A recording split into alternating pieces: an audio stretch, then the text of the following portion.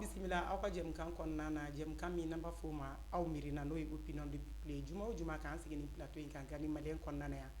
ka kunnafoni ta k'a jɛnsɛn k'a di aw ma fo aw sigiyɔrɔ la aw b'o sɔrɔ an ka jɛmukan mandi de kɔnɔna na n'a bɛ fɔ o ma aw miirina bi ye juma ye bi ye janvier kalo tile 29 san 2026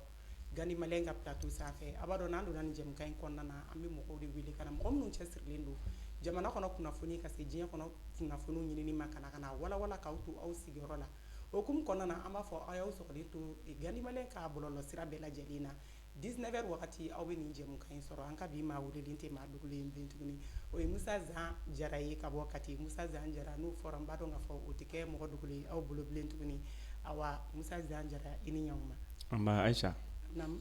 i Keta nse baasi t'i la tɔɔrɔ foyi tɛ ne na an b'a i ka kɛnɛ Musa ça va Katikaw dun baasi tɛ Katikaw la an ka président n'an ka ministre minnu bɛ yen nɔ kɔri baasi t'u la baasi t'u si la alhamdulilayi o diyara an ye nba awa an b'a fɔ nin y'an donkan ye bi an ka jɛmukan kɔnɔna na Musa an ka ɲininkali bɛ taa ɲininkali 4 fo ka se 5 ɲɔgɔnna ma bi awa an y'a ye k'a fɔ semaine in ban yɔrɔ ka don semaine kɔnɔna na a yirala k'a fɔ ko diɲɛ kɔnɔ bi ko Mali kɛlen bɛ puissance belebeleba ye UMOA jamanaw kɔnɔna na awa e yɛrɛ bolo mun y'a to Mali sera ka se ka bila nin jamana ninnu bɛɛ sanfɛ ni nin puissance ye nin wagati in fana kɔnɔ ok Aïcha an bɛ an lamɛnbaga bɛɛ lajɛlen fo an ka mɔgɔ mɔgɔ sɔgɔlen b'an na sisan nin waati in na Mali kɔnɔ ani Mali kɔ kan d'abord an bɛ foli kɛ ka ɲɛsin an ka jamana autorités ma a mɔgɔ fɔlɔfɔlɔ o ye le général d'armée Assimi Goïta donc parce que bi jamana leadership b'ale de bolo n'i ko ko jamana n'i ko ko jɛkulu i b'a fɔ ɲɛmɔgɔ n'i ko jamana i b'a fɔ ɲɛmɔgɔ même du n'i ko ko du i b'a fɔ ko dutigi quoi donc bi ala ye Mali kalifa don a la e bɛ a bɛnna waati fɛnɛ ma waati min na Mali bɛ ka a ka histoire réécrit Mali bɛ ka waati traversé waati min bɛ yen nɔ n'a bɛ don histoire la quoi dans 100 ans dans 200 ans i b'a ye k'a fɔ dɔw de bɛna gafew ta k'a kalan k'a fɔ ko an ka jamana kɔnɔ ko nin kɛra quoi nin de kɛra an tɛmɛna nin siraw fɛ quoi comme Chine tɛmɛna sira dɔw fɛ n'a bɛ fɔ a ma la révolution chinoise la guerre Chine-Japon donc i b'a ye k'a fɔ o de ye Chine permettait ka se ka esprit de combativité k'a nourrir chinois denw na bi san 80 a kɔfɛ i b'a ye k'a fɔ Chine est parmi les premières puissances économiques militaires mondiales donc mais waati min na u bɛ kɛlɛ in kɛ a waati la i b'a kalama k'a fɔ ko chinois denw tun bɛ minɛ japonɛw fɛ ka expérience k'u ɲɛnamaw la k'u kɔnɔ fara u ɲɛnama k'u kɔnɔfɛnw lajɛ ka étude médicinale k'u kan ka sɔrɔ u ma faga u bɛ tulo la u b'u faga i b'a fɔ ko hadamaden bɛ i b'a fɔ bagan bɛ faga cogo min na u ye fɛn sugu bɛɛ kɛ chinois la o de la hali bi n'i ko ko ennemi bɛ Chine na diɲɛ kɔnɔ mɔgɔw bɛ États-Unis t'a fɔ mais Japon fɛnɛ y'u jugu dɔ ye quoi parce que depuis chinois den fitinin i jugu fɔlɔ ye jamana minnu ye o dɔnnen don u bara quoi donc Mali bɛ ka waati min traversé surtout classement dɔ de bɛ kɛ san o san institut baw de b'a kɛ quoi diɲɛ institut baw de b'a kɛ institut dɔ bɛ yen nɔ a bɛ fɔ a ma ko Global First Power o Global First Power san o san olu ka baara fɛnɛ ɲɛsinnen tɛ dɔ wɛrɛ ma diɲɛ kɔnɔ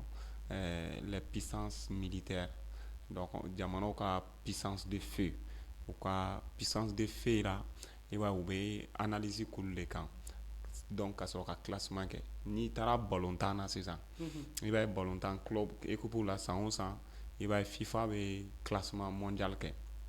donc classement na i bɛ taa sɔrɔ san dɔ la a ka jamana bɛ jigin san dɔ la a bɛ yɛlɛ donc i b'a ye k'a fɔ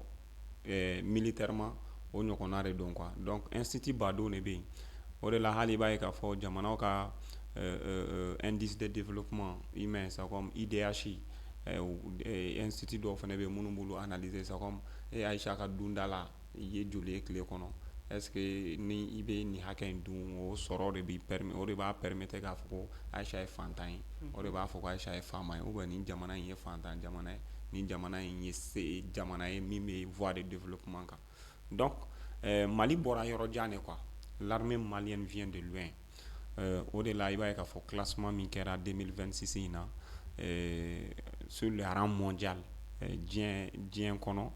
Mali bɛ t'i yɛrɛ sɔrɔ 104e place de la quoi sur plus de 100 an bɛ se k'a fɔ à peu près plus de 200 pays. Donc on est parmi les 100, on est positionné à la 104e place. Donc o ye diɲɛ kɔnɔ ye. Mais à Afrique, sur les 54 pays, parce que farafinna ye jamana 54 ni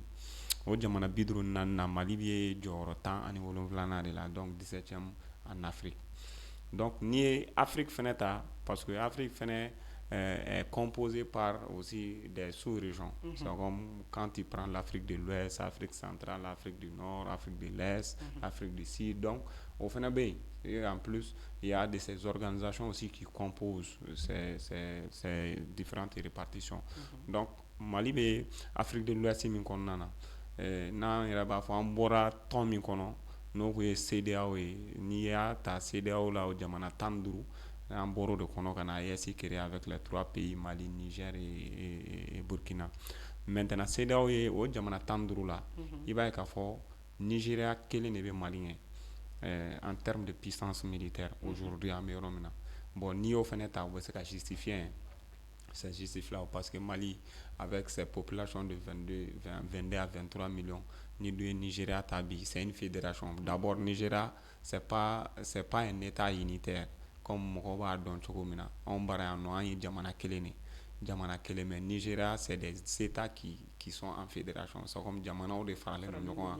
qui fédération. En plus, la population de Nigeria compte à peu près plus de 150 millions d'habitants. Plus de 200 et quelques millions d'habitants.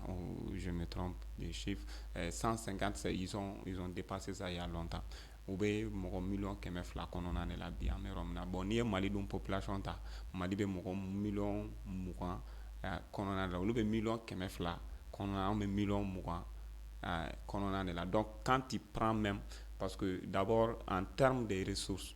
Les ressources, là, me compte les ressources fait quoi. Donc, ce qui fait aussi même la force de la Chine. Chine a à peu près 1,4 milliard d'habitants. Donc, on va dire la première des ressources, ça c'est le capital humain. Donc, parce que chaque humain produit des ressources. Aramadin kilo que les ressources des produits. Donc, ni classement Mali est premier yémois kono. Yémois est jamana sheki. An minnu bɛ yen nɔ k'a fɔ k'an bɛ an ka nin espace kɔnɔ n'an bɛ CFA dun donc anw o CFA in an bɛ min dun yan Afrique kɔnɔ Afrique de l'Ouest la CEDEAO kɔnɔ AES kɔnɔ Mali est le premier puissance aujourd'hui.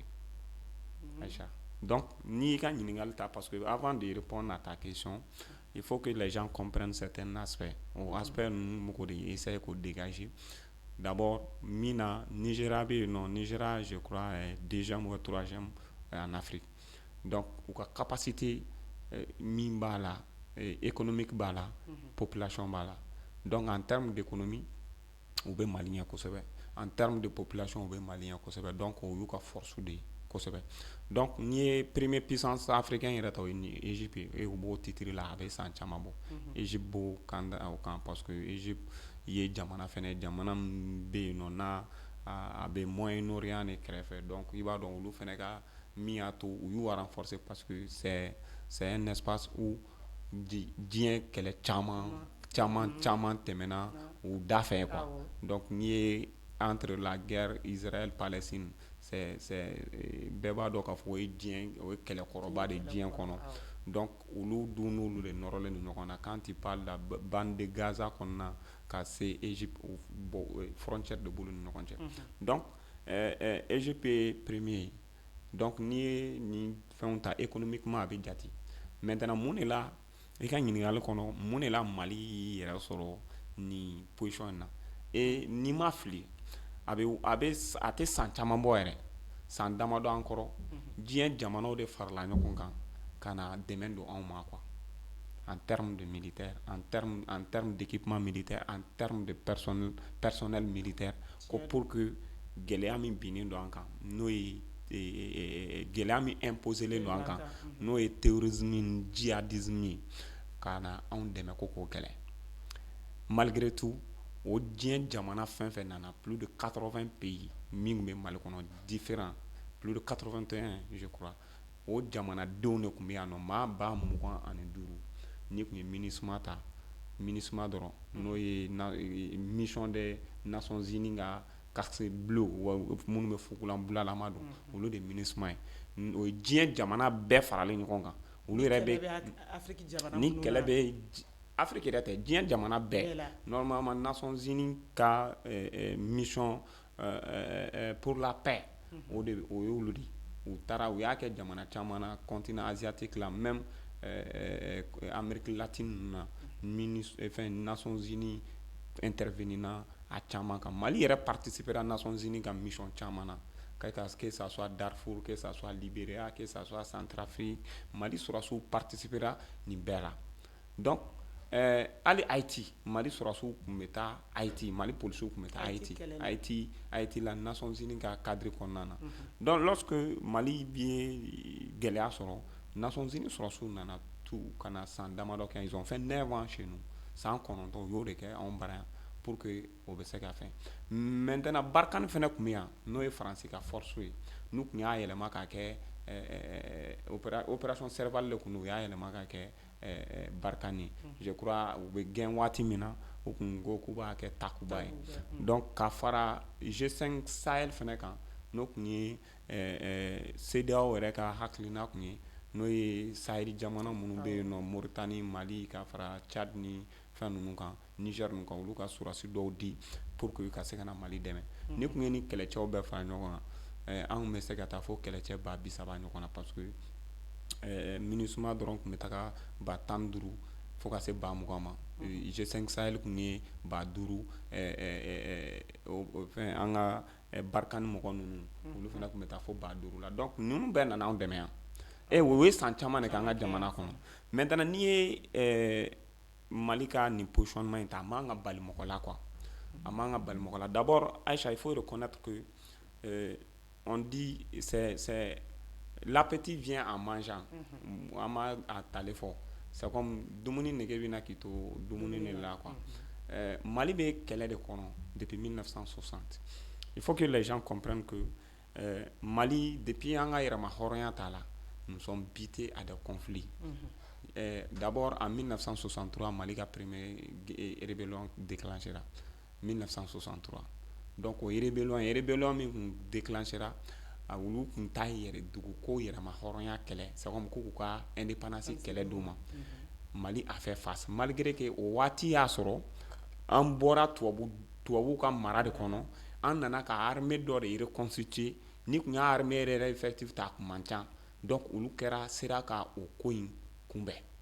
ka bɔ o la ka na 1980 kɔnɔ de 1980 ka na 90 la y'a ye k'a fɔ tentative caman kɛra o rébellion kelen cadre kɔnɔna na jusqu'à ce que accord dɔ kɛra en 91 avant Musa ka binni cɛ ni a kɛra accord de Tamarasɛki ye entre le Mali et les rebelles séparatistes donc mais a bɛɛ la i b'a ye k'a fɔ l'armée malienne a fait face que ça soit les rebelles que ça soit les groupes terroristes que ça soit les trafiquants de grands chemins parce qu'il faut reconnaître que an ka jamana fɛnɛ fan kelen bɛɛ ye fuga kɛnɛ de a bɛ fɔ yɔrɔ ma désert donc à 2/3 c'est comme quand tu prends la superficie même du Mali 1,241,000 km², i b'a ye 1/3 a kɛmɛ o kɛmɛ a saba o saba fila o ye cɛncɛn kɛnɛ de ye o cɛncɛn kɛnɛ in fɛnɛ la a bɛ komi plateforme de don diɲɛ trafiquant baw bɛɛ ka drogue tɛmɛsira ni marifa feeresira parce que i b'a ye k'a fɔ k'a daminɛ ka bɔ kɔgɔjida la ka na i bɛ tɛmɛ o de fɛ i bɛ taga fo Afrique centrale kɔnɔ i bɛ taa fo golfe de Persique la i bɛ taga fo Afrique de l'Est kɔnɔna na fo Djibouti donc trafiquant sira de don mais l'armée malienne a pu faire face à tous ces bandits de grands chemins tous ces rebelles tous ces grands terroristes donc bi o san 65 kɔnɔ c'est comme san 60 on a fait ça sous une guerre de rébellion c'est comme an y'o kɛ rébellion kɛlɛ de kɔnɔ pendant 60 ans maintenant ces 15 dernières années san 15 laban in na i b'a ye k'a fɔ le Mali fait face à une autre guerre qui dit pas son nom n'a bɛ fɔ a ma une guerre asymétrique n'o ye djihadisme ye n'o ye terrorisme ye i yɛrɛ t'a dɔn jugu ye jɔn ye i t'a dɔn i ni jɔn mɔgɔ qualité sugu jumɛn bɛ kɛlɛ la Et ces terroristes aussi sont soutenus par des sponsors étrangers. On y prévu tellement sur et en plus, avec tout ça là, des tentatives de déstabilisation même des institutions de l'État. Nous, il y a Jamana d'Afrique, Ferro Chamonkera, mais Jamana sera à Jo, au Bekoro Kaseko Fenge. Mais John n'est pas qu'à. D'abord, la force de défense et de l'armée. Nama Fama, nous avons FDS, nous avons Fama. Quand tu t'engages dans l'armée, tu t'engages pour sauver la patrie.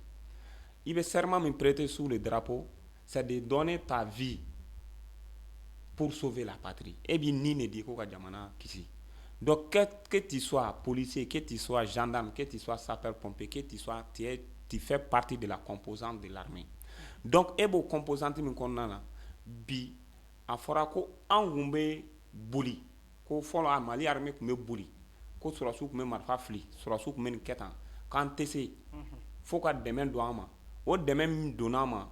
diɲɛ bɛɛ nana ka na fara an kan pour faire face à notre crise o bɛɛ dɛsɛra. Lorsque ce régime est venu en 2020 tout récemment bien san 5 kɔnɔ o san 5 de kɔnɔ on a quitté à peu près plus de quant au 60e position je crois on était jusqu'à en position de 63e place Afrique quand on est sur 17e place là et ça doit même pas vous surprendre d'ici 2027 ou 2028 qu'on se retrouve parmi les 5 premiers parce que on m'a équipé chogomina on m'a doté chogomina formation m'a ke chogomina Mali y'a ka destin est à main et la souveraineté est retrouvée à sens doyen ni quoi. Follow un instructeur bɛɛ européen ni. Follow un conseiller militaire bɛɛ français ou ka base kun bɛ hali an ka état-major kɔnɔ auprès de nos ministres de défense, auprès de nos chefs d'état-major, dans nos zones, dans nos camps, même sur le théâtre d'opération. Tubabu ka QG de kun bɛ yen nɔ. Olu de kun b'an ka appui aérienne, olu de kun b'an ka appui terrestre, olu de kun bɛ fɛn bɛɛ désigner. Mais en kelen k'olu gɛn san 5 on a quitté à peu près on a gagné à peu près 20 places de plus. Donc donc ça c'est dit maintenant à cette nouvelle politique. Jamana yɛrɛ ye politique kura min ta n'o ye orientation kura ye k'a di jamana ma ani stratégie kura parce que il faut reconnaître que lorsque les Assimi sont venus au pouvoir u ye principe min dégagé o principe ni schéma dɔ de b'a la n y'a kuma fɔ an ka émission jan dɔ tɛmɛnen la yan nɔ malikura ɲɛtaa sira san 2023 n ko document dɔ de don vision dɔ de b'a kɔnɔna na a bɛ komi chinois ye vision min tracé ko ɲani u ka révolution rouge k'a ka se san 100 ma k'o k'a sɔrɔ Chine sera ni étape ma donc an fana ka autorités kelen bɛ k'o de kɛ mais nous sommes donnés 40 ans san 40 ko ɲan'o cɛ o k'a sɔrɔ Mali sigira nin de sira kan donc o sira in kan dɛ armée b'o kɔnɔna na parce que tu ne peux pas parler Aïcha de la souveraineté sans que i ka défense e tɛ se ka souveraineté kuma fɔ yɛrɛma hɔrɔnya kuma fɔ k'a sɔrɔ e ka lakana o singalen don dɔ fɛ ou bien e ka lakana kɔlɔsilen don dɔ fɛ ou bien e ka lakana yɛrɛ t'i yɛrɛ bolo donc an bɛ min fɔ an bɛ yɔrɔ min na sisan en termes d'équipement bɛɛ kɔni b'a dɔn o tɛ kɔnɔdimi ye quoi o ye ɲɛdimi de bɛɛ ɲɛ b'o la voilà an yɛrɛ bɛ ɲini k'a fɔ n k'u ka bila wɛrɛ yɔrɔ ɲini minɛnw na n ko Kati vraiment mais anw baara minɛn bila yɔrɔ bɛ ɲini ka dɛsɛ anw yɛrɛ baara voilà donc en termes de recrutement d'hommes depuis 2020 fo ka se sisan ma l'armée ne fait que recruter et ça continue même présentement ça continue le processus continue donc parce que objectif dɔ de bɛ yen nɔ fo k'o de atteindre. Donc en termes de maillage territorial c'est comme k'a fɔ ko bi Mali yɛrɛ ka dugukolo kan est-ce que Mali sɔrɔsi kɛ ka présence ta ka dugukolo fan dɔ la o tɛ yen de Kayi en passant par Menaka jusqu'à Taoudeni k'a fɔ ko Mali ka présence ta ka territoire dɔ kan o tɛ yen donc k'a fɔ fɛnɛ ko Mali ka dugu dɔ bɛ yen nɔ duguba que ça soit les capitales régionales que ça soit parce que Mali aujourd'hui on a à peu près 19 régions notre district de Bamako plus de 159 à peu près cercles et 400 et quelques arrondissements et plus de 12 000 villages, fractions et hameaux. Donc, Mali ka présence kan ka kɛ nin bɛɛ de kɔnɔ. Donc, i tɛ se k'a fɔ ko présence ka k'o bɛɛ kɔnɔ fo fɛn dɔw bɛ yen i ka se k'olu de kɛ i ta ye. Jumɛn o ye armée de ye, o de y'an ka force de défense ye. Donc, a fɔra ko Mali ye 17e ye en Afrique, Mali est premier dans l'espace IEMOA, Mali est 2e puissance militaire dans l'espace CEDEAO, au Manga Dokona, et on ne fait que vraiment féliciter l'autorité militaire, le ministre de la Défense, le silencieux Sadio Kamara. Donc, a fana ye katika don Aïcha. Yɔrɔ, est-ce que m'o kalama? Mais ale fɛnɛ katika de Aïcha. Donc an b'ale fo. Voilà. Ale fɛnɛ katika de Aïcha. Donc an b'ale fo de passage pour te dire que nin fɛn in ma bali ne la. Wa ne bɛ se ka fɔ de nin 17e position yɛrɛ Afrique o de ne tɔɔrɔ dɔɔnin sinon sisan kɔni jamana caman bɛ yen d'ici in na n'i y'a bila n'u cɛ an bɛ baara de la n bɛna min f'i ɲɛna baara bɛ ka kɛ koyi baara bɛ ka kɛ et on va continuer aussi à travailler inchallah. Mali ye 10 hectares de di Guinée ma Musa. An y'a ye k'a fɔ pour Mali ni Bamako an bɛ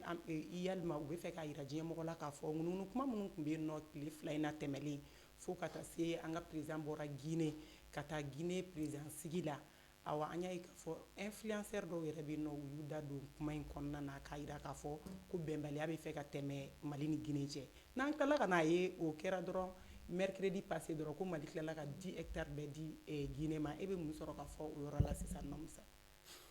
Aïcha, d'abord, Ameyanga autorité au refo parce que moi, ma femme, dans une question de diplomatie, c'est que au lieu de question de sentiments quoi, ouais, c'est pas une question de jeu. Jamana flani ɲɔgɔn cɛ ka kuma u ka bolo di ɲɔgɔn ma o tɛ sentiment ko ye quoi o tɛ jeu ye quoi. Il y a tout récemment président a visité la Guinée. Action dɔw kɛra mɔgɔw y'a ta k'a kɛ critique ye dɔw y'u ka appréciation k'a kan mais est-ce que le gouvernement bɔlen ka communiquer kɛ ministère président ka communiquer m'a kan ministre jɔn ka communiquer m'a kan chacun a donné son point de vue mais pourquoi Assimi est parti en Guinée, Mamadi ka investiture la. Il y a une question posée comme là. Assimi sigili ni sisan cɛ, Assimi est visite officielle jumɛn joli de kɛ hors de Mali. Et je t'avais dit, ɲani Assimi ka visite in cɛ, en mois d'octobre ou en mois de septembre, premier ministre ni ministre de défense ni ministre de transport ou les visites officielles et séances de travail Guinée. Au Kera, bien avant l'élection et l'investiture de Mamadi. Donc, Outara Kondjumenela. Et aujourd'hui, en termes de logistique, transport, ni Malika, quelques mina munumba do Malikono, ni ata keme 80% qui rentrent par voie terrestre avec mes Guinée de fait. Mais Mamadi pouvait dire non. Mais elle est une femme française et ancien légionnaire de dos. Mais moi, je suis femme parce que jamana ka fɛnw de lié don ɲɔgɔn na quoi Aïcha. Guinée joli le bɛ Mali kɔnɔ yan.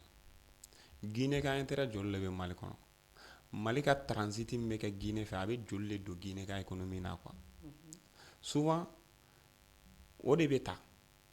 Mali ka carburant min ma ka don a bɛ ka don Côte d'Ivoire de fɛ.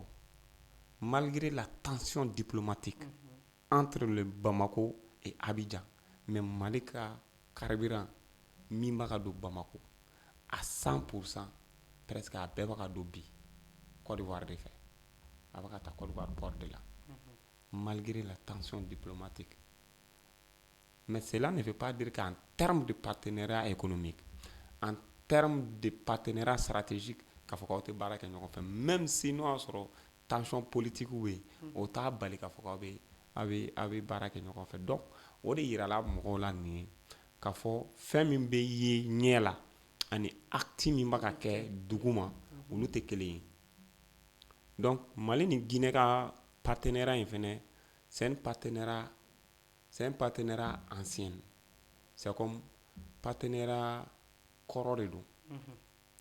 et o partenariat kɔrɔ in na a bɛ daminɛ depuis Sékou Touré ni Moro Keita ka bolodi ɲɔgɔnma la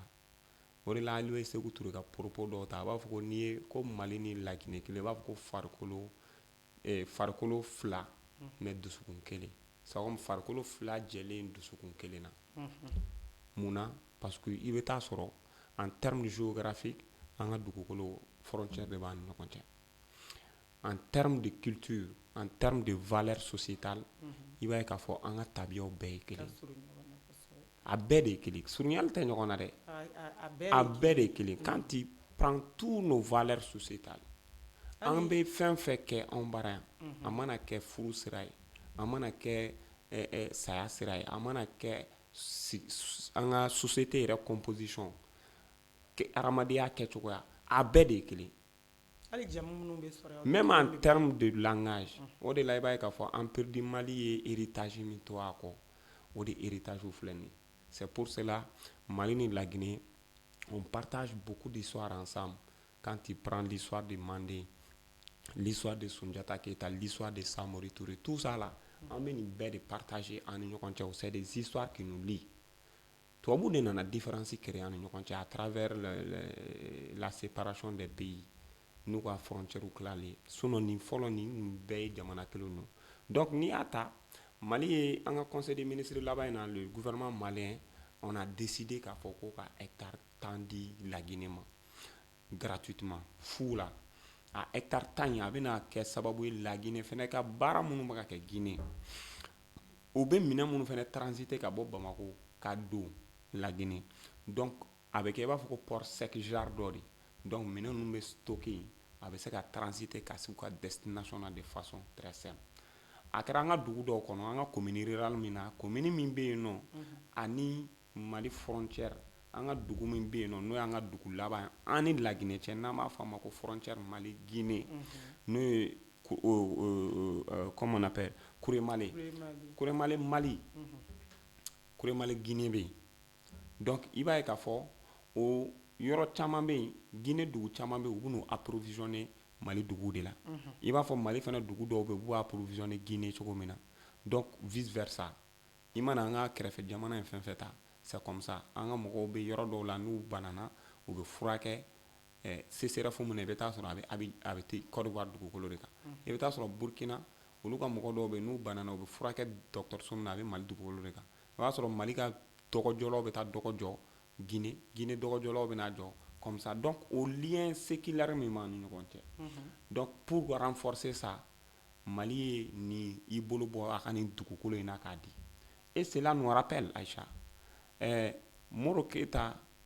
n'o y'an ka père de l'indépendance ye ale de ko si l'unité africaine dépend d'une portion de l'État malien est prêt à céder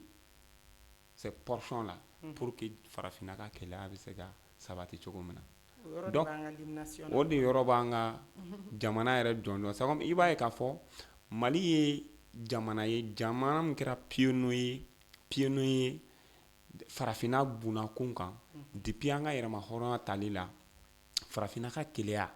an bɛ ka min fɔ nin ye n'o ye frontière ko ye an bɛ ka min fɔ n'o ye siya ko ye n'o ye tabiya ko ye Mali bɔr'o kɔnɔ depuis o waati na k'a fɔ ko an bɛɛ de ye kelen ye an bɛɛ de ye farafin ye an bɛɛ de ye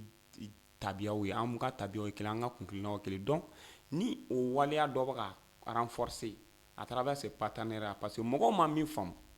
a ma daminɛ Bamako la dɛ ka nin di Laginɛ ma dɛ Laginɛ fɔlɔ de ye a ka yɔrɔ dɔ céder Mali ye ko aw ka minɛnw mana na port kɔnɔ a y'a stocker yan entrepôt bɛ yen dɛ mais nin yɔrɔ in diraw ma a y'o fara a kan yɔrɔ kɛrɛnkɛrɛnnenya ka di Mali ma waati min na fɛnɛ an bɛ crise yɛrɛ kɔnɔ waati min na embargo bɛɛ binnen don an kan waati min na Laginɛ ko k'ale tɛ embargo bi an kan Donc c'est pour vous dire que ça ne date pas d'aujourd'hui. Politiquement, on peut faire et reprocher beaucoup de choses à Mamadi. Mais en réalité, en termes de ce partenariat stratégique entre la Guinée et Bamako, Mamadi a quand même su respecter beaucoup de termes en termes de logistique, transport, en termes de partenariat stratégique. La Guinée sonna Katsoma, Watimina, la CEDEAO a décidé de boucler tout, de fermer tout. La Guinée a dit non. On est mal débeclé, on te sait à Fokwame au Tégamala. Et je pense que Mamadi a été reçu à Bamako ici, à Simi-Fait. Ils ont eu des échanges, fait chama te menu nous compte. Donc pour que Mokoka femme ka fo Jamana Mara, ça va au-delà des considérations politiques. Jamana Mara, ça va au-delà même des considérations individuelles. Jamana Mara est fait mi be blani bere ni sanche quoi Aïcha. Il be do ye nyogona sans fait. Il va soro duguma, il va ta soro tout est clean, faut éteindre. Mais aux tensions monumbeke souvent ça aussi ça consolide même l'esprit critique. C'est comme avant on venait pousser, on venait quand mirifendo là est-ce que na ni keta ni keta est-ce que na ni keta mais il va ta soro baro munum olu kuma monumbeke olu propos monumbeke donc il va ka fo abato bara min kan ka kɛ duguma a b'o baara tɔ de renforcer donc an kɔni bɛ an ka autorités fo fɛnɛ parce que ni esprit min ça va nous montrer davantage que hali bi bɛn ni keleya min ko bɛ yen nɔ n'an bɛ ka laɲini o de baara bɛ ka kɛ continuer et o baara in a bɛ se ka nɔgɔya cogo min na ani Guinée cɛ o baara in bɛ nɔgɔya ani Guinée cɛ. Awa an ye faamuyali sɔrɔ o fana na Musa an b'a fɔ an bɛ taga Burkina Faso an y'a ye k'a fɔ Burkina Faso min ye Sotrako ye u ye 375 bus ministre u ka gouvernement y'a ta k'a di u ka étudiants ma n'o ye Jean-Michel Ouedraogo ye awa e hakilina ye mun ye ka taa o kan sabula n'i y'a jateminɛ moyen de déplacement ko bɛ nin jamana ninnu bɛɛ de la wa Musa surtout Burkina ka se Mali étudiants ma yalima nin kɛra wale min ye est-ce que an yɛrɛ man ka nin ɲɔgɔnna ladege sabula a ɲɛci bɛ anw fɛnɛ ye dɛ jango an ka université minnu ka jan su la. Aïcha, d'abord on bɛ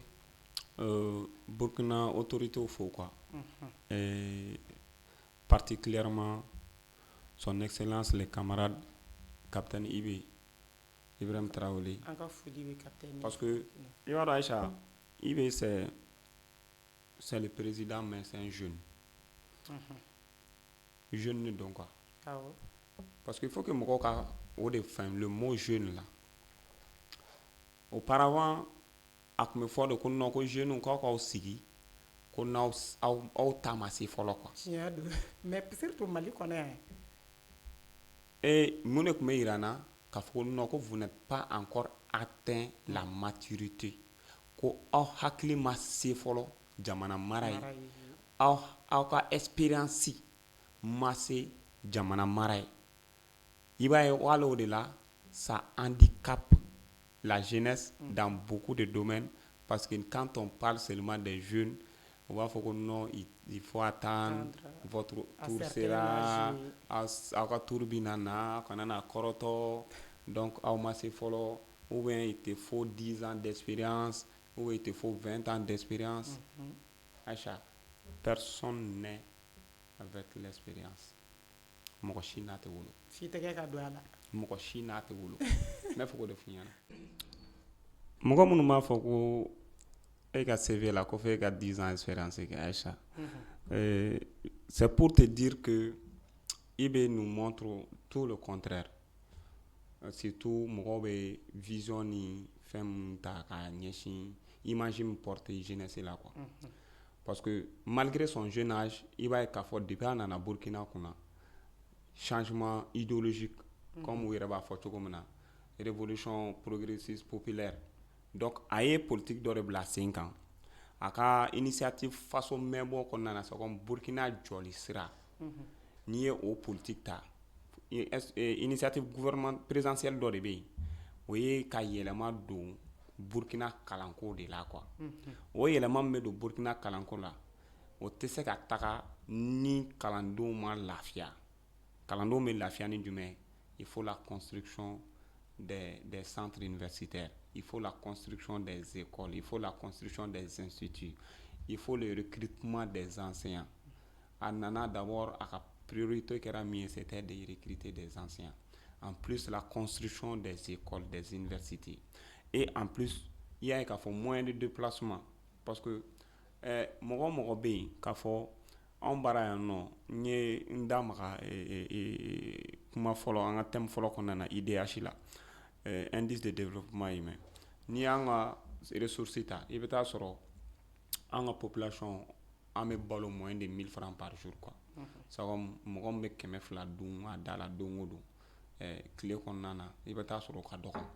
Donc ni i ye t'o sɔrɔ i bɛ taa sɔrɔ k'a fɔ e jatelen don i b'a fɔ ko i bɛ fantanya cadre dɔ de kɔnɔna na quoi. Maintenant mɔgɔ minnu bɛ bakiw sɔrɔ n'u somɔgɔ se t'u ye u bɛ togodaw de la u bɛ na duguba kɔnɔ pour que k'u ka sanfɛ kalanw kɛ u bɛ na i bɛ taa sɔrɔ u bɛ loger site dɔw kɔnɔ ne ma loger jamana ka site kɔnɔna na i bɛ taa sɔrɔ hali i bɛna taa i balima min bara pour que ka bɔ bara don o don ka taa ekɔli la ka segin c'est un problème, c'est un tas de problèmes. Donc vu tous ces résultats, toutes ces enquêtes, donc le gouvernement burkinabé a jugé nécessaire k'a fɔ u bɛ bus baden ta ni lot filanan de lot fɔlɔ la je crois c'était 30 de bus u tun y'o de ta k'o bila maintenant ni lot filanan na a bɛ taa k'a fɔ 300 et quelques là. 375. C'est juste pour faciliter l'accès, le va-et-vient des étudiants et des élèves. Donc a bɛ mun de kɛ ni e sɛgɛnnen e ka taa ni ka segin na kalan sira fɛ n'i ma sɛgɛn d'abord n'i nana so tu as le temps d'apprendre tes leçons ou en plus tu as le temps aussi de mener tes recherches de façon simple. Mais en tant que k'a fɔ ko min bɛ ka k'an bara yan ko c'est le contraire. Mali la yan nɔ an ka centre d'études universitaires ninnu na an ka senu ninnu kɔnɔna na je crois que le gouvernement avait doté plusieurs universités bisuw la mais an bɛ se k'a fɔ a quantité ka dɔgɔ. Et an bɛ se k'a fɔ bi parc automobile université min bɛ Mali la a kɔrɔlen don c'est comme bisi minnu sanna à son temps ani sisan cɛ a bisi ninnu caman bɛ yen nɔ u amortira u kɔrɔlen don u tɛ se ka jamana ka affaire kɛ bilen à plus forte raison les étudiants. Donc pour moi ni politique in fɛnɛ la comme Assimi yɛrɛ ka adressé à la nation là l'année passée c'était l'année de la culture. Cette année je crois ils ont mis l'accent sur l'éducation. Donc accent min kɛra éducation kan j'estime et je propose et je souhaite à ce que ni côté min kelen filɛ ni Burkina vraiment que le gouvernement malien u k'u inspirer a la u k'a lajɛ fɛnɛ parce que gɛlɛya yɛrɛ de don an ka étudiants kan surtout en termes de déplacement. I b'a ye k'a fɔ a ka gɛlɛn kosɛbɛ kosɛbɛ mɔgɔ min bɛ yen n'u yɛrɛ logelen tɛ cité universitaire kɔnɔ k'a fɔ k'u bɛ bɔ quartier la ka taga cours suivre ka tila ka segin tu verras que c'est des problèmes. On a tous passé par ce chemin. Donc i b'a ye k'a fɔ problème de don. Donc n'i y'a ye k'a fɔ i bɛ fɛnɛ y'a politique ta k'a bila dans l'urgence gouvernementale a yɛrɛ tɛmɛna sira fɛ a b'a dɔn fɛn min b'a la. Et ça émane aussi des doléances et de l'aspiration même des étudiants burkinabés qui sont aussi des jeunes qui sont écoutés et je pense que la révolution ne peut pas quand même réussir sans l'implication de la jeunesse. Et quand tu veux aussi révolutionner une idéologie a tɛ se ka taga fo a ka appréhender c'est comme a ka approprier par cette couche juvénile parce que sini ma sinikɛnɛ ma olu de bɛna relais ta olu de bɛna kɛ jamana mɔgɔbaw ye o de la i b'a ye k'a fɔ u ye fɛn minnu kɛ anw bara yan nɔ SNJ min bɛ service national des jeunes ka formation militaire kɛ Burkina y'a initiative min ta ils ont descendu jusqu'au niveau maternel c'est comme l'école maternelle primaire donc ka denmisɛnnin fitininw ta minnu yɛrɛ bɛ san 10 duguma d'abord olu ka se ka initier esprit patriotique là. Donc nin bɛɛ ye mun de c'est pour préparer notre relève c'est comme sini ma sinikɛnɛ ma et n bɛ tila k'o politique kelen de ta k'a comparer sini o politique kelen de kɛ au moment où Mao Tse-tung était au pouvoir waati min na Chine bɛ bɔ crise kɔnɔna na ka na waati min na Chine bɛ u ka vision centenaire vision kun document dilan nin bɛ kɛ industrie kan nin bɛ kɛ technologie kan nin bɛ kɛ kalanko kan o waati y'a sɔrɔ ni tun ye Chine ta waati à son temps Chine ne dépassait même pas 5 à 6 universités centres universitaires u bara mais bi Chine a plus de 1000 et quelques centres universitaires plus de 1000 université cayali dɔrɔn tɛ o même an ka système éducatif kan ka falen a kan ka adapter an ka réalité la wa a kan ka adapter diɲɛ fɛnɛ diɲɛ politique maraw la le gouvernement bɛ ka caman kɛ o président ye a ka fɛn kɔnɔna na a ka présentation de vœux kɔnɔna na il a dit a ko université bɛna jɔ dugu minnu na Sikaso ta daminɛna Segu ta jɔra ka ban u ye Gawo ta fɔ u ye Kayi ta fɔ donc u ye région caman fɔ u ye ka université décentralisée auparavant ni tun ye bac sɔrɔ hali Tawude ni tun bɛna i ka université kɛ Bamako donc pour que a ka magɛrɛ Badiangara b'a la donc en plus de ça aussi centre d'excellence bɛ ka jɔ en plus centre robotique fana bɛ ka jɔ an dun b'a dɔn diɲɛ bɛ ka taga technologie sira min fɛ donc diɲɛ élève ye jɔn de c'est la jeunesse ni ma jeunesse ɲuman formée vous êtes condamné à rester dans votre état a tɛna se ka bɔ aw nɔ la quoi donc an bɛ foli kɛ i bɛ ka a ka nin hakilina ye donc an bɛ min demander Assimi fɛ ani Tchani fɛ dans l'espace AES quand même on veut vraiment un changement dans notre système éducatif surtout dans l'espace AES on veut un changement radical. Armée kɔfɛ voilà armée kɔfɛ éducation ni kan ka se ka c'est que b'o de fɔ quoi diɲɛ révolution ni ko révolution tɛ tɛmɛ hakilina révolution de kan quoi donc hakilina révolution fana tɛ taga hakilila kalanni kɔ quoi donc a bɛ kalanso min fana la o bɛ sɔrɔ kalanso de kɔnɔ ko ni jamana min ma kalan dɔrɔn i bɛ to kɔfɛ de jamana o jamana bɛ yen ni kalanba bɛ o jamanaw kɔnɔ olu de bɛ taa an bɛ foli kɛ an ka foli de an ka depuis Burkina an bɛ foli kɛ an ka camarades minnu bɛ yen an b'u fo voilà an bɛ taa Niger de Musa n'an bɔra yen nɔ awa an y'a ye k'a fɔ mercredi le 28 janvier 2026 o sufɛla fɛ Musa ka dugu jɛ jeudi la n'o bɛnna le 29 janvier 2026 ma an y'a ye k'a fɔ Niger a aéroport belebeleba de attaquera awa attaque min kɛra a ma kɛ attaque dɔɔni ye dɛ awa an y'a ye k'a fɔ fɛn caman kɛra a don su ka dugu jɛ awa n'i y'an ka bɔlɔlɔ siraw journalu an ka telew lajɛ i y'a ye k'a fɔ a kibaruya kɛra ka diɲɛ bɛɛ minɛ fo ka se ka président bɔ cogoya min na ka kuma i b'a dɔn o tɛ ko den ye awa Musa hakilina ye mun ye ni attaque ninnu na an ka AES jamanaw kɔnɔ Aïcha ni attaque ninnu ça me donne une expression à savoir jusqu'à présent l'AES continue de couper le sommeil à ses détracteurs. C'est comme bi AES albi AES baka continuer ka sunɔgɔ tigɛ a kɛlɛbagaw la quoi. Pourquoi Niger? Pourquoi l'aéroport de Niger? Parce que bi an bɛ yɔrɔ min na stratégiquement kɛlɛ divisé len don. Kɛlɛ min divisé len don u ye a tenté yɔrɔ minnu na o ye Bamako ye. En septembre, je crois 2024, Bamako, aéroport de Sénou, ils ont tenté qu'à attaquer. Au Kakla Kanga, école de la gendarmerie Mimbe, qui est non loin de l'aéroport, où ils ont fait attaquer simultanément. Donc, l'objectif c'est quoi? Parce que l'aéroport d'Orontais, parce que il va y avoir logistique militaire min be aéroport kono na a contiguer no aéroport là parce que base aérienne militaire o de norole no aéroport de Sénou là donc il va y avoir un engin militaire nunu olu bébé join presque ananga drone nunu donc olu chama me join même centre d'opération B au kono pour mener certaines opérations en termes d'aérienne. Donc, ni Niger feneta. Film kele ne donga. C'est comme il va donc à fond. Ani ennemi mi me nyokona. Ennemi kele ne do logiciel kele ne ba bolo quoi. Aka logiciel ni jusqu'à présent on m'a mis en jour que follow. Parce que ulu bolo ka fo albi ko anw be fɔlɔfɔlɔ olu tun bɛna an ka sɔrɔsiw former ni marifa yirima ye waati min na fo a formation na u b'a fɔ an ka sɔrɔsiw tun bɛ mugu ci u da la pow donc olu bolo k'a fɔ an bɛ hali sisan ne quoi o waati in ne kunna ennemi tun bɛna an ka kan minɛ a b'a minɛ ka tila k'a filmer a kɔnɔ ka tila ka déclaration k'a kɔnɔ k'a adresser an ka autorités la quoi mais min kɛra le 28 ka dugu jɛ le 29 la Niamey Niger aéroport la ne yɛrɛ sera yen Aïcha n delila ka voyage ka aéroport in fɛ aéroport in fana a dilannen don wa yɔrɔ kɛnɛba de don yɔrɔ belebele de don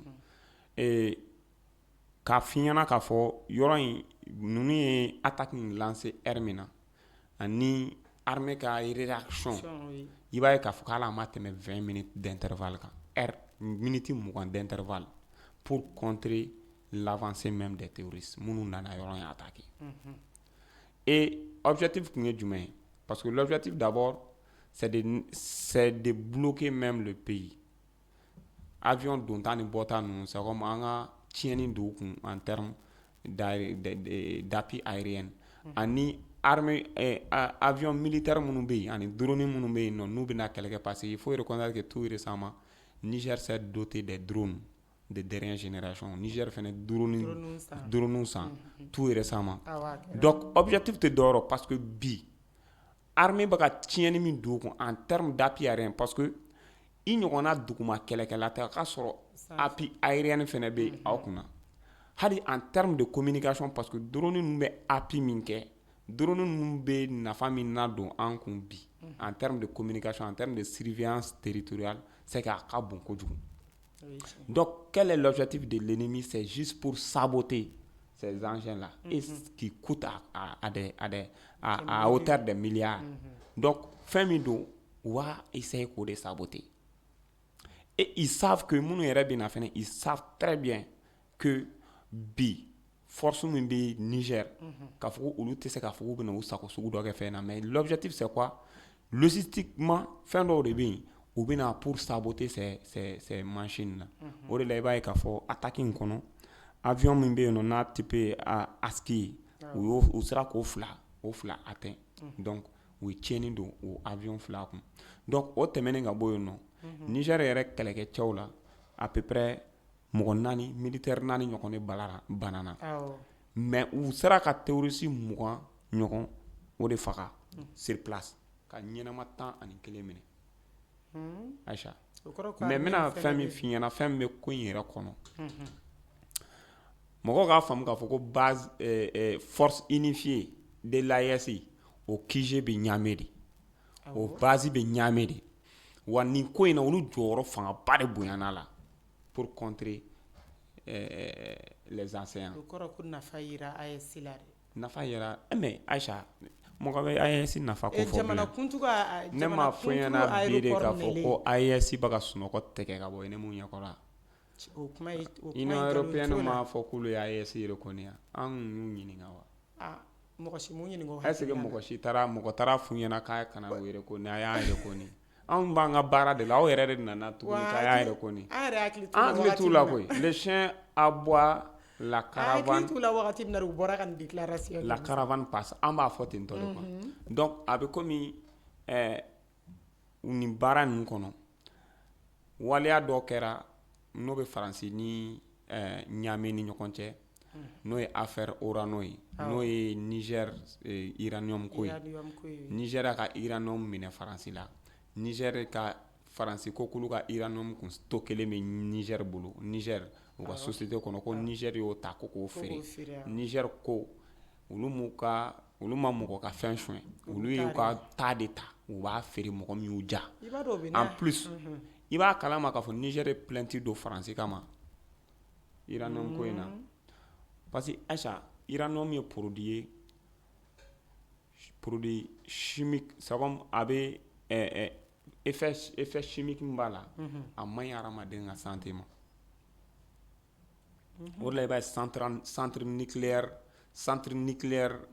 minnu bɛ yen n'a bɛ baara ni uranium ye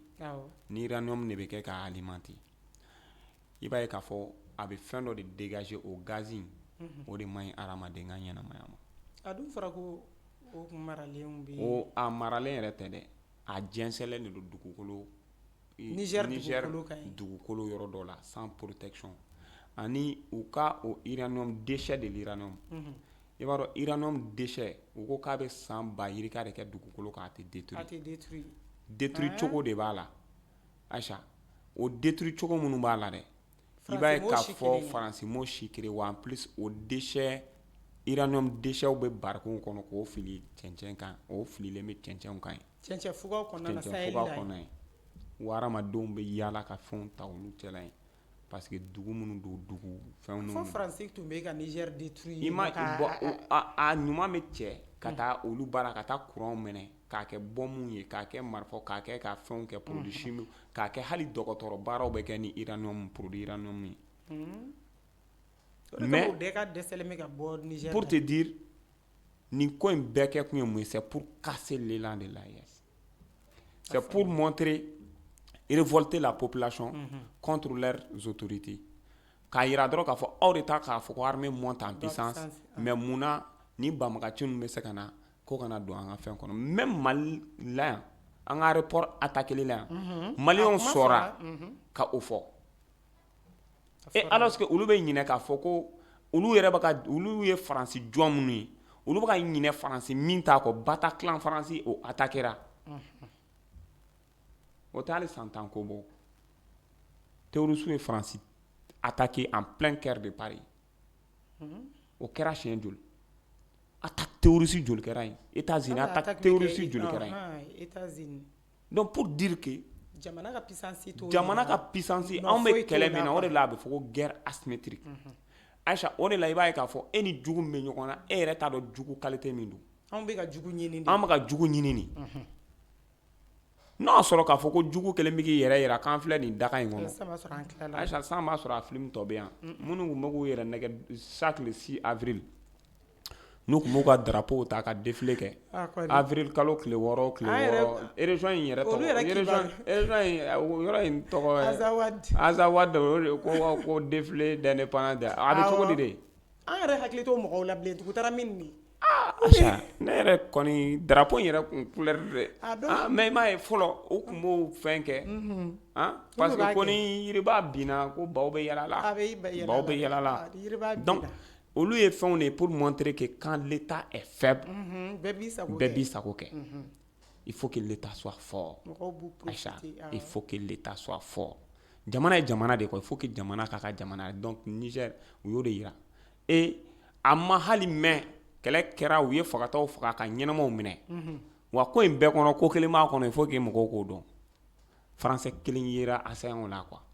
Ne yɛrɛ a ka na kɛ Mali ta ɲɔgɔnna ye yan. O tɛ kaso la. O bɛ kaso la yan nɔ halisa. Aïcha kasɔbon koko bɛ bi o kan. N'o y'a si kaso de la yan. O filɛ nin ye anw ka kaso la yan dɔ fana minɛna Niger. N'a bɛ a si kaso la Burkina fana dɔw tun bɛ Burkina bolo. Awɔ dɔ fana tun bɛ Burkina bolo. Olu bolo k'a fɔ k'anw sigilen bɛ sunɔgɔ de la yan quoi. Walahi Aïcha ninnu bolo k'a fɔ k'ale bi ko colonisation waati ou bien ko 1980 ninnu waati k'u ka service de renseignement tun bɛ baara kirikara minnu kɛ an ka jamana kɔnɔ président min y'u diya u b'o sigi min minnu diya u b'o gɛn ka bɔ yen ni ɲɛmɔgɔ min y'u diya u b'o de sigi u sago tun b'an ka jamana institution bɛɛ la an ka communication an ka fɛn bɛɛ o de dabilara Aïcha même le coup d'état avorté de Damiba contre IB i b'a dɔn olu de b'a senkɔrɔ tiɲɛ de bange sa i bɛ albinos noir ko min fɔ mɔgɔw m'a faamu mais a bɛ kɛ a bɛ ye o mɔgɔw les gens vont comprendre petit à petit les gens vont comprendre petit à petit l'esprit de l'AES là ça va demeurer et je sais que la jeunesse haïtienne là hein, on va montrer notre vrai visage aux laquais même aux impérialistes et aux laquais impérialistes c'est une révolution idéologique c'est une révolution on va continuer la lutte. Donc, kɛlɛ in kɔfɛ attaque in kɔfɛ le président du Niger général Abdraman Tchani a ye adresse dɔ kɛ a ko adresse in na Aïcha a ye message forte dɔ di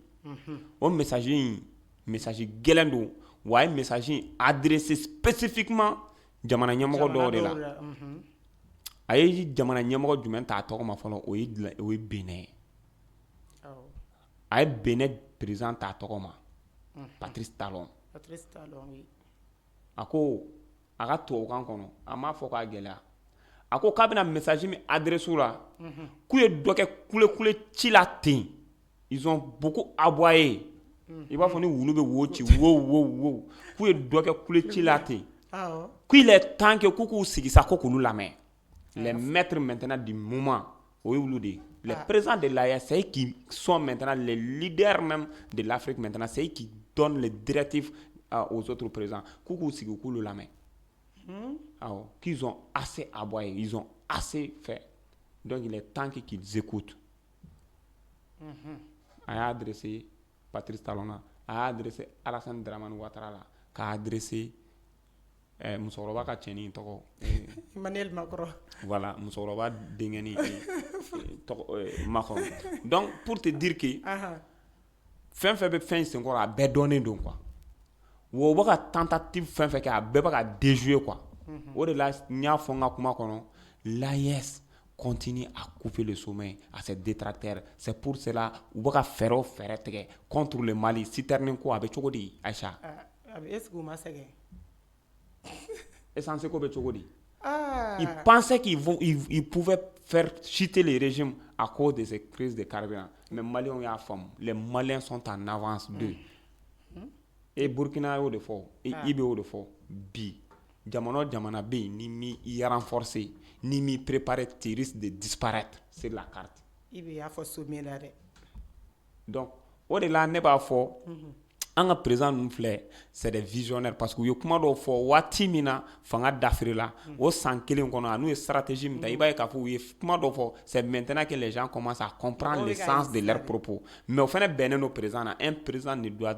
pas trop être explicite c'est comme k'a to explication kɔnɔ o t'ale ka baara ye le président parle peu mais n'a kuma na a bɛ kumakan dɔw fɔ fo kuma dɔw la i b'a ye an ka taga dictionnaire ta an ka taga philosophe labɔ an ka taga scientifique ɲininka bon président ka nin kuma in kɔrɔ ye mun ye a ye mun de fɔ a bɛ fɛ ka mun de fɔ fo débat politique ka sigi chaîne kan téléw la radio la k'a fɔ président ka nin discours na a ye kuma nin fɔ a ye nin fɔ donc a y'a fɔ kun jumɛn de don nin de don mais le président n'est pas dans les détails il donne des grandes directives.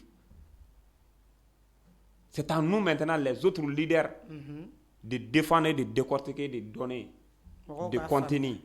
Ministre aussi, député ou ambassadeur ou bien ou de kama. Aïcha. K'a fɔ dɔrɔn ko président yɛrɛ nin fɔ ministre yɛrɛ nin fɔ ka n'i donc sigi dɔrɔn o de la Tchani ka discours la i b'a ye k'a fɔ Tchani a tɛ mɛn kuma kɔnɔ a ka kuma mɛn bɛ yen n'a bɛ kuma a bɛ kuma min fɔ a kuma sinsɛnnen don a peselen don wa a kuma limitelen don mais a b'a fɔ avec précision. Wa a ye fɛn fɛn fɔ fana a b'a fɔ avec des arguments à l'appui ale de AES ale y'an ka savant ye AES la ale de AES savant ye Tchani ale ma ɲi dɛ ale bɛ k'ale ka sortie o sortie ale bɛ bɔ ni dossier ye a ma nɔgɔ dɛ wa ale bɛ tɔgɔ fɔli de kɛ dɛ mais a b'a dogo mun na i t'i yɛrɛ ye ale ka kuma na dɛ ale b'i ta i tɔgɔ mari k'a fɔ i bɛ kɔni o ye AES philosophe de ye a ye kɔni non ale yɛrɛ ka kɔsana bɔli min na a ye fa don africain bɛɛ la an taara dictionnaire de ɲininka ani Google ni fɛn ninnu ɲininka n ko ne ko i bɛ fɛ ka mun de fɔ donc Aïcha pour te dire que tout ça là ça montre la force de l'armée de l'AES parce que fɔlɔ ni attaque ninnu kun contre ka gɛlɛn an fɛ a ma nɔgɔn mais bi non acte min kɛra l'ennemi a encore manqué l'ennemi a encore perdu ils ont pris la poussière ayiwa aw t'aw yɛrɛ lafiya sa ennemi n'a tɛ ka marcher awa Musa n'an bɔra yen an bɛ taa Sénégal Musa awa n'an donna Sénégal jamana kɔnɔ Musa san 25 kɔfɛ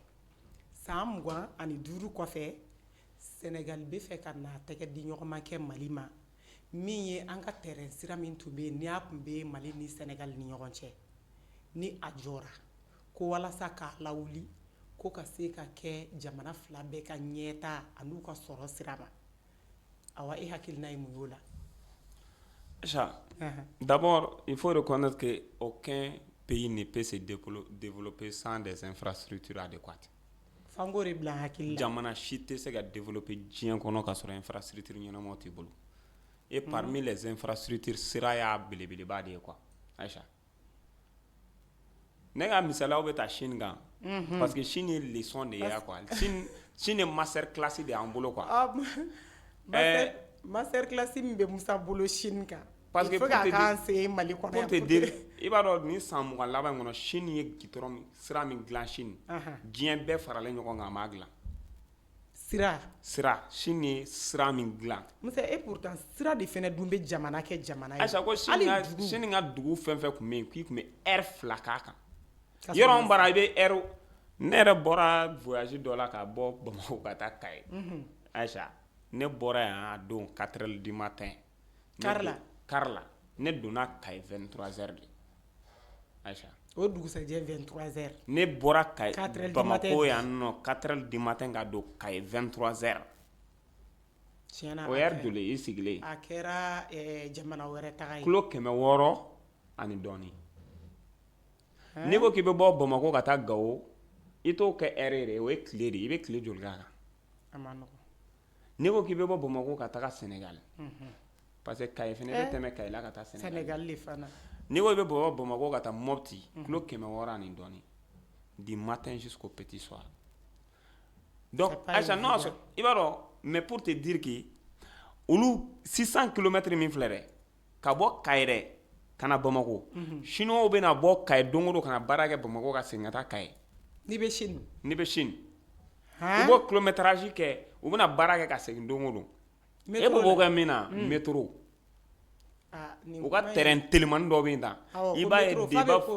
ye de i b'a fɔ ko 100 mètres i b'a fɔ cardeni ninnu awɔ olu bɛ taa de fiyewu ayiwa sisan nɔ o kɔrɔ k'an sera kotigi ma an bɛ yɔrɔ min na quoi Mali ka bon cogo min na en terme de superficie san kan ka sɔrɔ ni siraw de b'an bara quoi mobili yɛrɛ ta tɛ dɛ autoroute tɛ bilen dɛ san kan ka sɔrɔ train à grande vitesse de b'an bara o ye fɔlɔ ye san kan ka sɔrɔ dɛ aéroport denni baden de b'an bara an ka dugu kɔnɔ i bɛ avion ta ka bɔ Kayi ka na Bamako i bɛ avion ta Bamako ka taa Sikaso olu bɛ yen ni telimani nege b'i la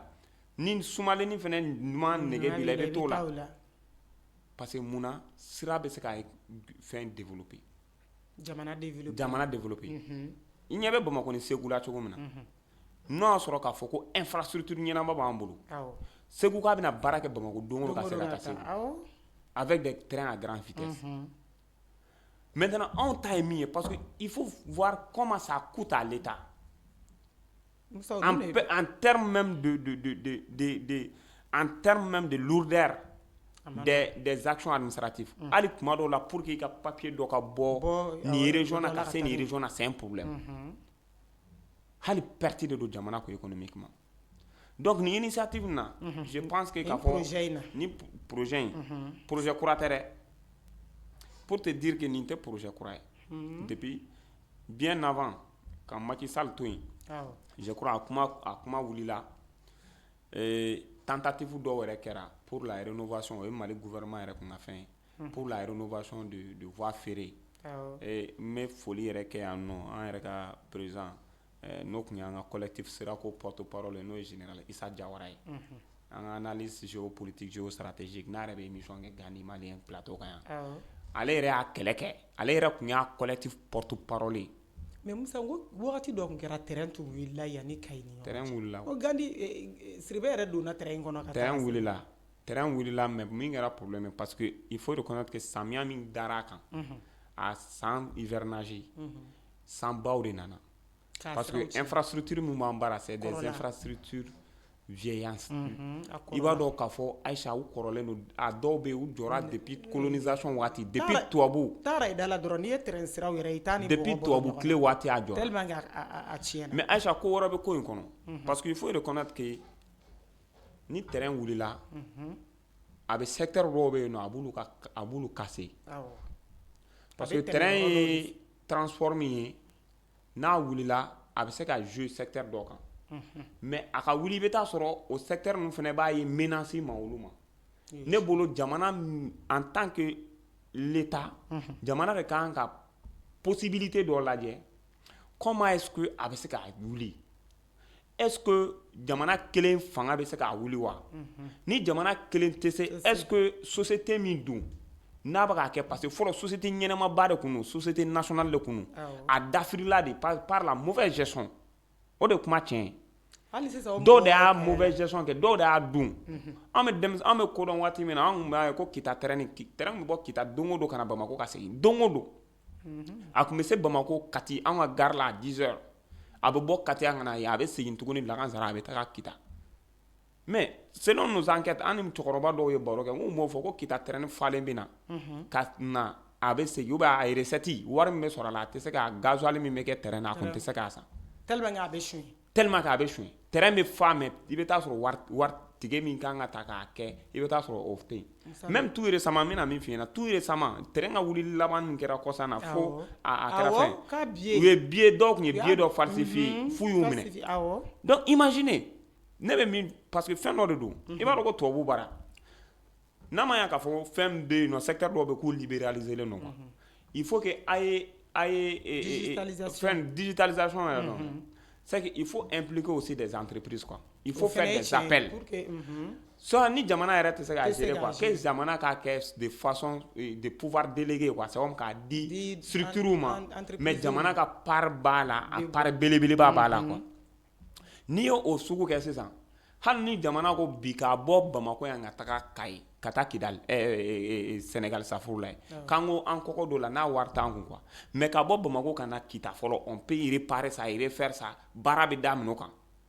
et en même temps i bɛ taa sɔrɔ ɲani a bɛ va et vient min kɛ Bamako Kita cɛ o bɛ ban waati min na i bɛ taa sɔrɔ Kita Kayi o baara bɛ se ka k'o kɔnɔna na et y avait même on a même une politique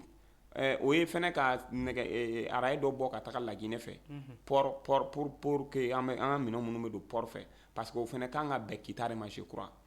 u ko Kita de ni o axe yɔrɔ dɔ bɛ yen géographiquement Kita ni Laginɛ port ka surun ni Bamako ni Laginɛ port ye donc Mali an ka politique dɔ kun na o de ye ka se ka sira bɔ Laginɛ port fɛ ka na Kita donc n'a nana Kita a bɛ na Bamako donc maintenant Sénégal aussi port ko in kun m'a arrangé parce que i b'a ye k'a fɔ fɔlɔ marchandise bɛɛ kun bɛ don Sénégal de fɛ donc o min filɛ nin ye o bɛ se ka développer maintenant ni Sénégal ko an k'a kɛ parce que Sénégal ta jusqu'à présent c'est développé c'est en cours de développement donc an yɛrɛ mago bɛ min na de Aïcha c'est des trains à grande vitesse bi le monde évolue et la technologie se développe an bɛ yɔrɔ min na bi quoi il faut que l'État songe aussi à tous ces tracasseries là routier quoi an bɛ bɔ Bamako yan nɔ ka heure 6 heure 15 k'o kɛ sira kelen kan quoi sira ko ninnu yɛrɛ bɛ cogo min na ɲɛ ma se ka parce que il faut voir hali o sira ko in na sira ko fana bɛna se ka ɲɛ sɔrɔ a bɛ ɲɛ sɔrɔ c'est juste une volonté politique Aïcha volonté politique dɔrɔn de don n'i y'a ye k'a fɔ ko dɔw de bɛ ko ninnu kɔnɔ analyse dɔw kɛra mun de la hali terrorisme nalen u t'u attaquer parce que waati min na chantier minnu kun développé len don entre Bamako et Kayi u taara sira dilan mansin ninnu ni fɛn ninnu jeni waati min na u nana ko ninnu daminɛ Bamako entre Djidjeni Djema u y'o interrompu ka bɔ fɛnɛ Naransira o yɛrɛ kun bɛ ɲini ka ban u y'o fɛnɛ interrompu pas des enlèvements n'i y'a ye jamana kun bɛ ka sira fɛnɛ da ka bɔ Ɲono ka taa Gomakura ka taa Tɔnbɔkutu u nana fɛnɛ ka fɛɛrɛ bɛɛ kɛ k'o jɔ parce que ne ye min f'i ɲɛna quand on a une infrastructure bonne adéquate Aïcha jamana bɛ développer siga t'a la quoi donc pour faire freiner le développement de l'État les djihadistes ça c'est soi-disant terroristes qui sont manipulés et instrumentalisés par des appuis olu de nana pour mettre tout ça en frein. Et pour rappel historique, Mali kun ye chinois entreprise dɔw kun wele k'u kana terrain sira la je crois a étude n'a fɛnw bɛɛ kun kɛra i hakili bɛ u ye attaque terrorisme kɛ hôtel Radisson na o attaque min kɛra hôtel Radisson na c'était l'entreprise chinoise qui était en charge de la rénovation des rails olu de kun bɛ a don wa u nana attaque kɛra pour enlever ou bien pour tenter de tuer ces gens. Voilà, donc l'ennemi est là pour faire tout pour que un projet de développement sociétal ou qu'on en a avancer. o de la jamana tɛ se ka stabiliser n'o de kuma fɔ en termes de sécurité n'i y'a mɛn k'a fɔ ko stabilisation n'i y'a mɛn k'a fɔ ko développement économique n'i y'a mɛn k'a fɔ ko fɛn fɛn bɛ yen nɔ tout est lié quoi i b'a ye k'a fɔ ko i bɛna sécurité fɔ donc à ce point on a besoin que l'armée soit impliquée même si i bɛ min kɛ ka minɛnw san k'a di jamana ma jamana yɛrɛ ka baara kɛ Asimi ye 20 janvier 20 la a ye minɛnw san k'a di génie militaire ma donc on souhaite à ce que o fɛn in filɛ a tɔ ka développer pour que l'axe Sévaré Gao a bɛ se ka da cogo min na Bamako Kayi a bɛ se ka da cogo min na Naran Sera a bɛ se ka da cogo min na donc ni yɔrɔ yɔrɔ bɛ yen nɔ k'a fɔ ko djihadistes ni fɛnw bɛ ka sociétés bali a baara la a ka di société militaires ma jamana yɛrɛ k'u renforcer ou bien les militaires en partenariat avec des sociétés privées donc olu bɛ se k'a kɛ cogo min na et que l'assistance soit gérée par les militaires donc ne kɔni b'a ye min kɔnɔ ni partenariat in entre le Mali et Sénégal parce que crise in na Mali ka minɛn fɛn fɛn tun bɛ don Sénégal fɛ i b'a ye k'a fɔ a jɔra e b'a dɔn k'a fɔ ka Mali tun bɛ miliyari hakɛ min na don Sénégal kun kalo o kalo c'est des centaines de milliards Mali b'o de ladon Sénégal kun parce que Mali ka partenaire stratégique fɔlɔ o tun ye Sénégal parce que Mali tun bɛ minɛn bɛɛ ladon Abidjan de fɛ en 2003 lors du déclenchement de guerre civile ivoirien en 2002-2003 Mali ye Ivoire port de bila ka na yɛlɛma Sénégal donc Sénégalais faveur fɛnɛ bɛɛ kan ye pour que an kana na segin ka taga Ivoire donc i b'a ye k'a fɔ crise bɛ crise kɔnɔ wa intérêt fɛnɛ bɛ intérêt kɔnɔ o de la fɛnɛ ni crise in fɛnɛ kɛra sababu ye Mali seginna tuguni k'i ɲɛsin Côte d'Ivoire ma en termes de carburant mais La Guinée fɛnɛ axe développera parce que an ka minɛnw bɛɛ bɛ don fɛ alors que fɔlɔ ni minɛn ninnu bɛɛ tun bɛ don Sénégal port de fɛ donc Aïcha a kɔni initiative ka ɲi et c'est à soutenir et je pense que le gouvernement, les deux gouvernements maliens, sénégalais, je pense qu'ils vont mener beaucoup d'études et beaucoup de stratégies pour que ça soit réalisé. Awa Musa ni be dansigi bi an ka bi jɛmu kan na awa foli ka laban ni kuma ka laban jumɛn b'i bolo k'a lase an lajɛbagaw ma ale ni i yɛrɛ sigiyɔrɔ la mɔgɔ n'o ye Katikaw ye. Bon Aïcha n bɛ foli kɛ bɛɛ lajɛlen ye. An ka foli b'u ye. Mɔgɔ caman bɛ yen u b'a fɔ ko émission bɛ kɛ ko n t'u fo bon tiɲɛ la a ka gɛlɛn ne ma ka mɔgɔ ta o tɔgɔ ma voilà o de la n bɛ foroba foli kɛ donc bɛɛ b'i yɛrɛ ye foli min kɔnɔna na Musa i tɛ to ka mɔgɔw fo voilà donc mɔgɔw fo dɛ donc an bɛ bɛɛ lajɛlen fo mɔgɔ sɔgɔlen ma na mɔgɔ émission in filɛ an kɔni bɛ min ɲini toujours an ka auditeurs ni auditrices fɛ c'est que c'est de d'aimer et de partager l'émission. Donc, au final, on a force. Donc, quand l'émission a plus de vie, nous aussi, on a plus de force pour aussi mener d'autres recherches, d'autres d'analyse sur ces questions nationales et internationales. Vraiment. Donc, on a un thème en damasoma, mais émission natala, je crois. Parce que bien meilleur menace c'est Aïcha. Bɛɛ bɛ ka ɲininkali kɛ dɛ est-ce que an bɛna éviter fɛn in ma ayiwa e yɛrɛ ko cɛ in ko k'a gɛn fanga bɛ la k'a gɛn est-ce que cɛ in fanga bɛ jɔn de la k'a gɛn il n'est pas ayiwa an ka kuma dabila ne ma dala n'a kunkolo yanfan ninnu bɛ yen ten dɛ a foyi t'a la fagabagaw jamanaw ma ten donc an bɛ bɛɛ lajɛlen fo Aïcha merci beaucoup an b'a Kasias fo technicien ani Gandi malien ɲɛmɔgɔ an bɛ bɛɛ lajɛlen fo Aïcha an bɛ yɛrɛ fo foli diyara n ye awa Musa an b'i fo an b'i wele wagati bɛ na an ka plateau sanfɛ a diyara n ye an b'an lajɛbagaw fo ka tila k'an kanubagaw fo i y'a mɛn an ɲɔgɔn kumakɛla ten o b'a sɔrɔ mɔgɔ de bɛ k'i lajɛ k'an ka technicien fo n'o ye Kasias ye ka tila k'a fɔ aw ɲɛna a y'aw sɔgɔlen to Gandi Malien ka bɔlɔlɔ sira bɛɛ lajɛlen na k'a daminɛ Facebook kan ka taa YouTube kɔnɔ ka taa TikTok kan ka taa se Instagram ma ka taa se an ka groupe minnu bɛ WhatsApp kɔnɔna ma awa a y'aw sɔgɔlen to o bɛɛ lajɛlen na barisa kunnafoni telima n'a jɛma o bɛɛ bɛ ɲɔgɔn sɔrɔ Gandi Malien de kɔnɔna na yan an bɛ yan aw de kama a k'an bɛn diɲɛ wagati wɛrɛ n'Ala sɔnn'a ma